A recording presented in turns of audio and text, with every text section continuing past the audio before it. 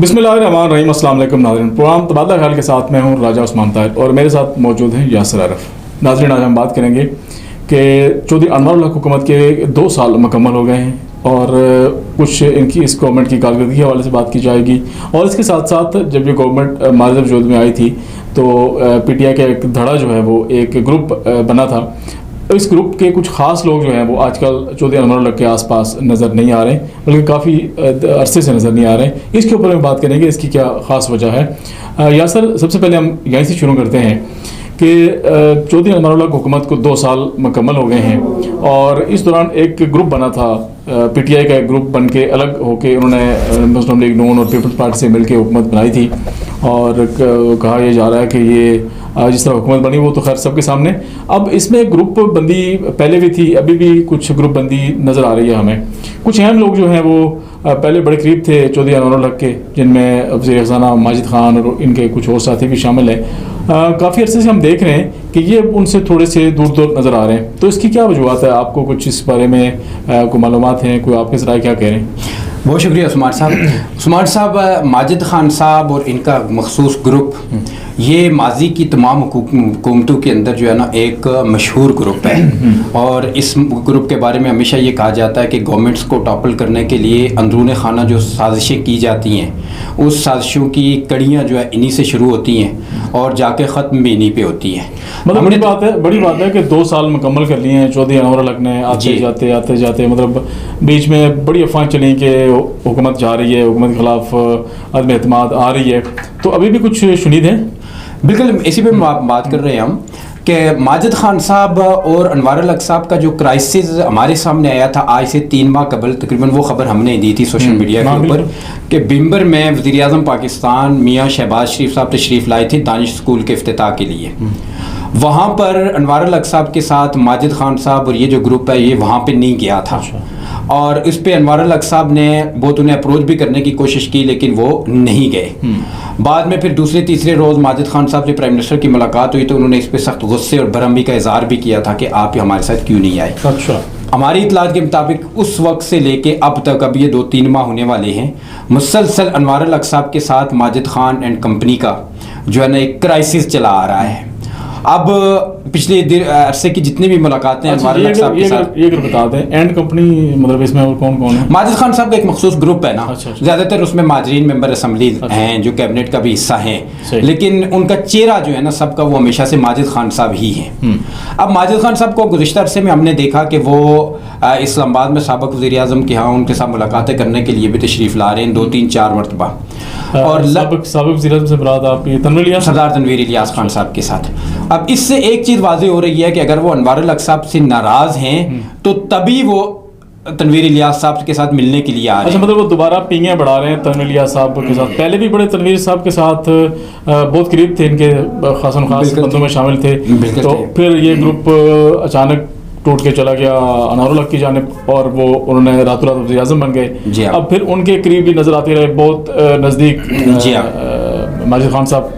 तो अब आप ये कह रहे हैं कि अब इनकी आनियाँ जानियाँ जो हैं वो फिर तनवीर साहब इधर नजर आ रही हैं। अच्छा। तो ये हो नहीं सकता कि एक शख्स वज़ीर आज़म अनवर हक साहब के भी करीब और खास हो और वो फिर आकर यहाँ पे भी मुलाकातें करें, उसकी यात्राएं भी हों चेक शहजाद के अंदर, ये मुमकिन नहीं। लेकिन इसमें एक और बात भी है यासर कि साबिक़ वज़ीर आज़म 2 दफ़ा खुद मिल चुके हैं अनवर हक साहब से, हालांकि इतनी बड़ी वो होने के बावजूद, मुखालफत होने के बावजूद, सारा कुछ होने के बावजूद। नहीं, उस्मान साहब जो उनकी 2 मुलाकातें हुई थी, एक मरतबा ये उन्हें मिलने गए थे और दूसरी बार वो इन्हें मिलने के लिए आए थे।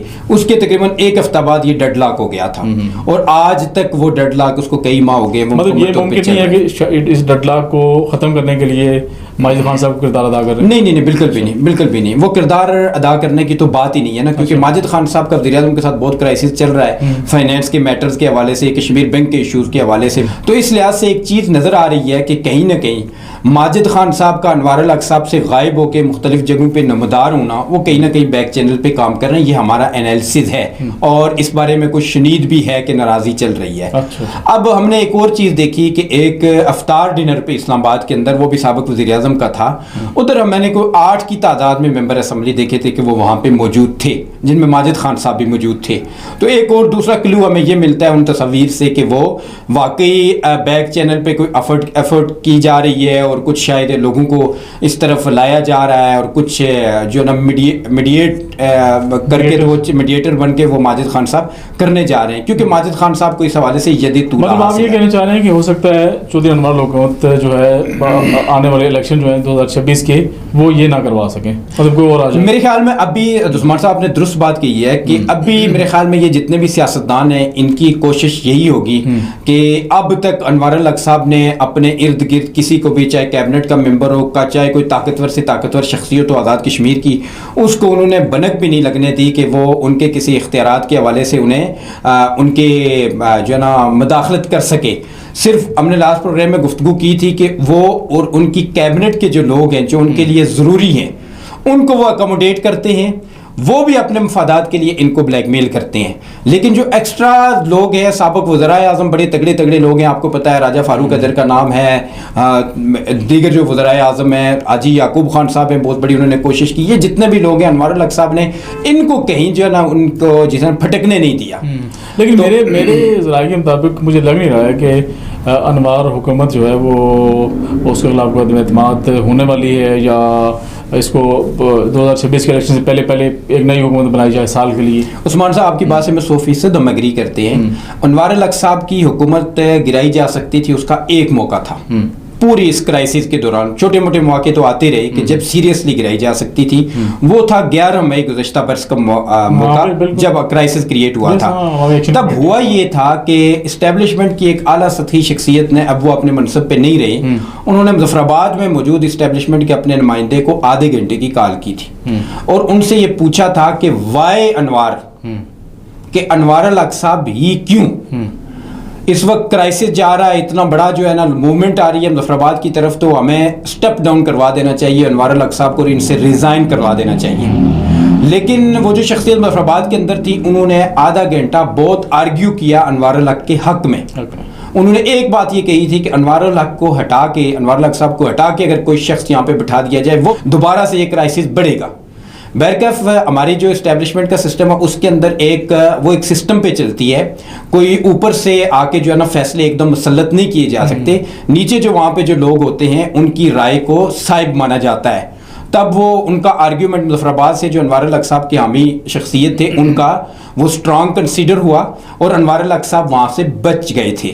وہ واحد موقع تھا کہ جب انوار الحق صاحب کو سٹیپ ڈاؤن کروانے اور ریزائن کروانے کے لیے اوپر تقریباً یہ ہو چکا تھا کہ لیکن دیکھیں نا، اب میں وہیں سے بات شروع کرتا ہوں کہ جس طرح ابھی آپ نے خود کہا کہ ماجد خان صاحب کوششیں کر رہے ہیں باقی لوگوں سے مل کے، ہو سکتا ہے کہ کوئی ایسی موو بنائی جائے کہ ان کو ہٹایا جائے، تو پھر یہ کیسے ممکن ہوگا؟ یہ میں عثمان صاحب کو کہہ رہا ہوں کہ مجھے تو یہ اتنے نالائق لوگ ہیں، ماجد خان صاحب ہوں، چاہے یہ سابق وزیر اعظم ہوں، چاہے دیگر وزرائے اعظم ہوں، یہ بنیادی طور پہ بہت نالائق اور بہت کمزور لوگ ہیں پولیٹیکلی آج کے سینیریو کے اندر۔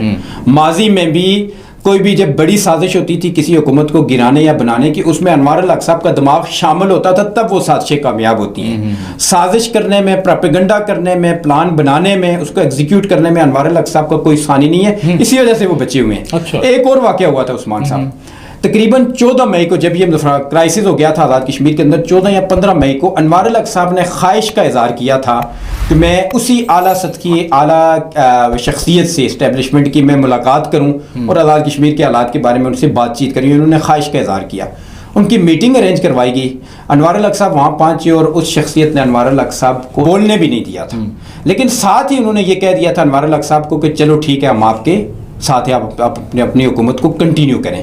اس سے ایک چیز ثابت ہوتی ہے کہ کرائسس اپنی جگہ، مسائل جنم لیتے مختلف مواقع پہ اپنی جگہ، لیکن انوار الحق صاحب نے مختلف جگہوں پہ اپنے روٹس اتنی مضبوط کر دی ہوئی ہیں، وہ ووکل بہت ہیں، اور جو کچھ ان کے 2-4 بیانیے ہیں ان کو وہ اس طرح اتنے اچھے طریقے سے پریزنٹ کرتے ہیں کہ دوسرا کوئی بندہ، کوئی شخصیت، کوئی پرائم منسٹر، کوئی آزاد کشمیر کا لیڈر وہ جا کے اس کو پریزنٹ نہیں کر سکتا۔ اس کی وجہ سے انوار الحق صاحب کو یہ چانسز ملتے رہے، اب بھی ملیں گے۔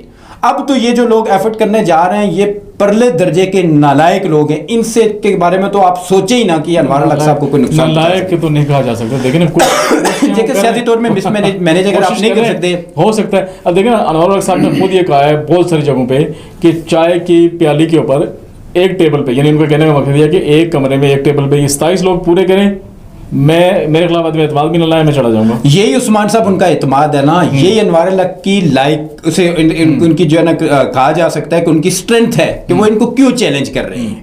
میں نے آپ کو لاسٹ ٹائم بتایا تھا کہ پیپلز پارٹی کی ایک اہم شخصیت سے ہمارے ایک دوست نے, ہمارے دوست کے ساتھ اچھا انٹریکشن ہے ان کا, انہوں نے بات کی, انہوں نے کہا بھائی کہ اگر سپریم کورٹ کہہ دیتی ہے کہ وزیر اعظم کا انتخاب دوبارہ کیا جائے تو پہلے 48 ووٹ پڑے تھے انوار الحق کو, اب 34 پڑ جائیں گے, 35 پڑ جائیں گے, لیکن پرائم منسٹر انوار الحق کی ہوگا کیونکہ ہم اس سے خوش ہیں, ہمیں فنڈز مل رہے ہیں, ہمیں جو اکوموڈیٹ کر رہا ہے, وہ جو ان کو فگر چاہیے نا انوار الحق صاحب کو پکا فگر, وہ اس کے حوالے سے مکمل کانفیڈنٹ ہے. اور میں اس میں آپ کو ایک اور چھوٹی سی بات بتاتا ہوں, 2 بلکہ واقعات ہیں.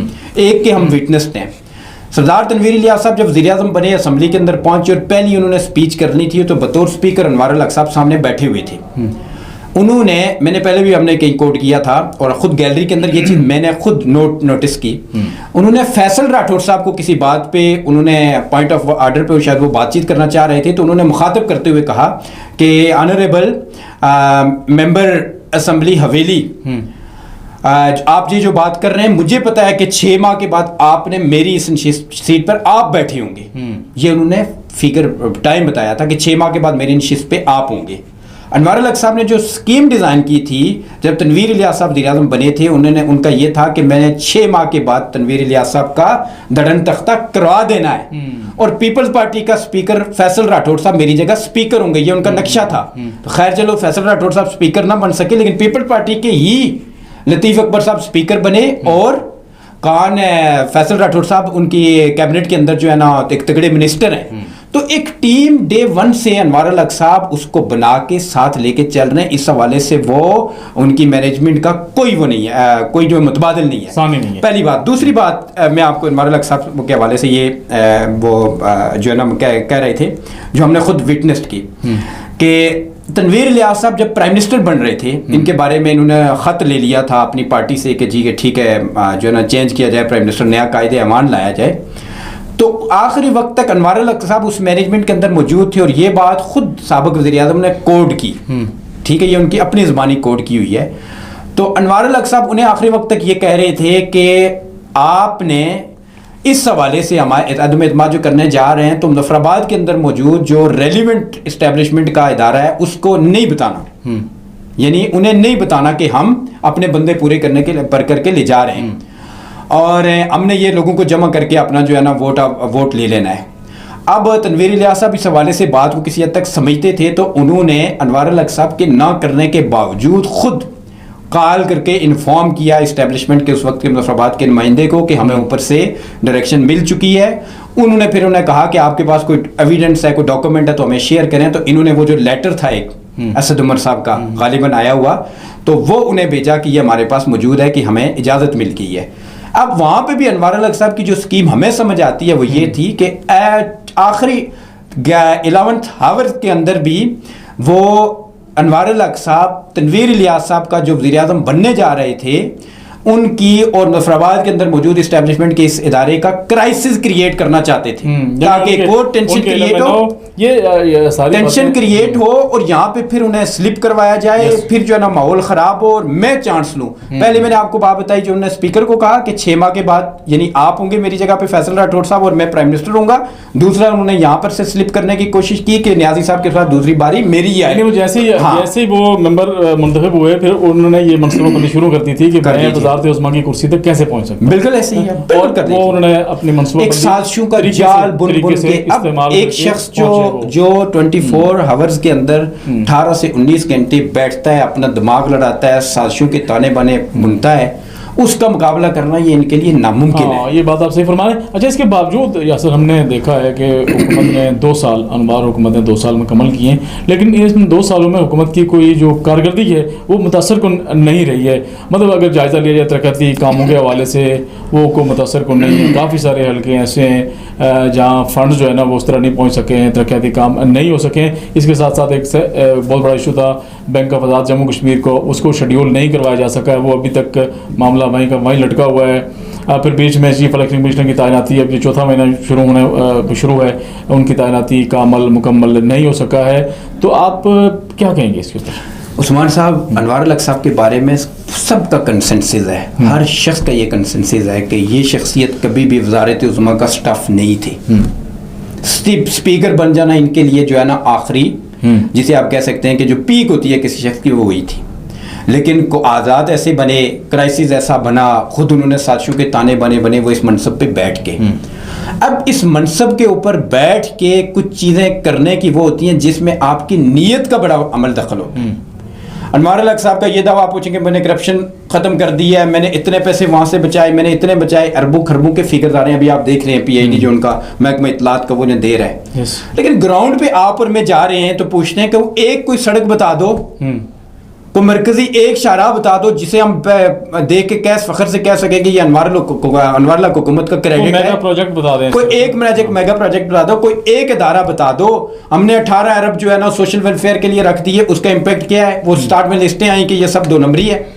صرف یہ وسائل کا اور جتنے بھی یہ جو ہے نا ان کا جو ہے نا اے جے کے بینک کے حوالے سے انہوں نے کہا تھا جی کہ ان کے پاس فنڈز کا مسئلہ تھا وہ بھی ہم نے پورے کر دیے، لیکن اس کے باوجود آپ نے دیکھا کہ شیڈیول بینک کیوں نہیں بن رہا، نہیں بن سکا، لوگوں کو اس اے ٹی ایم کی سہولت وہاں پہ نہیں آ رہی. یعنی یہ ایک وہ جو ہے نا پرانے زمانہ جعلیت کا ایک بینک ہے کہ چیک بک لے کے جاؤ، سائن کرو، کیش کرواؤ، یعنی نہیں کر سکتے. کہ اس لیے انوار الحق صاحب کی اس گورنمنٹ کا اگر وہ یہ سمجھتے ہیں کہ کوئی امپیکٹ ہے فیلڈ کے اندر تو کوئی بھی نہیں ہے.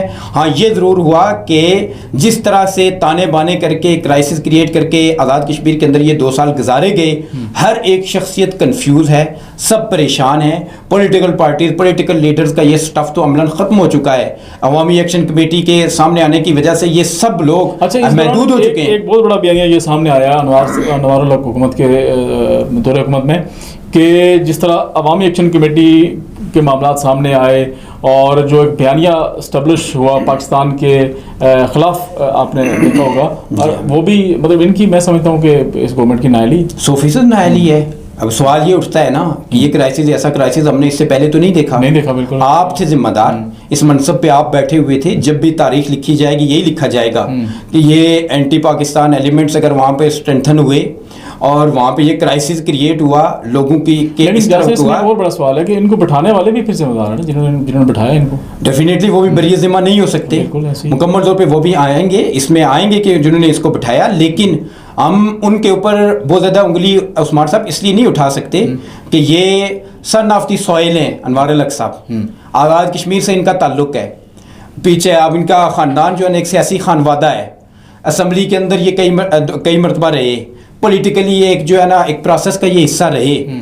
تو یہ وبال جو بھی آئے گا، اس کا وبال آئے گا وہ ان کی شخصیت پہ پہلے آئے گا. ہینڈلرز اور پیچھے جو لوگ تھے ان کا نام بعد میں آئے گا. ان سے پوچھا جائے گا کہ آپ کا دعویٰ ہے کہ آئین مجھے حفظ ہے، مینجمنٹ مجھے آتی ہے، انتظامی امور کا میں ایکسپرٹ ہوں، کرائسس میں جو ہے نا ہینڈل کر لیتا ہوں. تو پھر یہ بتاؤ کہ یہ ہوا کیا؟ تو ادھر ادھر کی بات نہ کر، یہ بتا کہ قافلہ کیوں لوٹا. ہاں اپنے آپ کو وہ صافی بھی کہتے ہیں اور لائر بھی خود کو کہتے ہیں، حالانکہ نہ تو وہ پریکٹیکلی صافی رہے.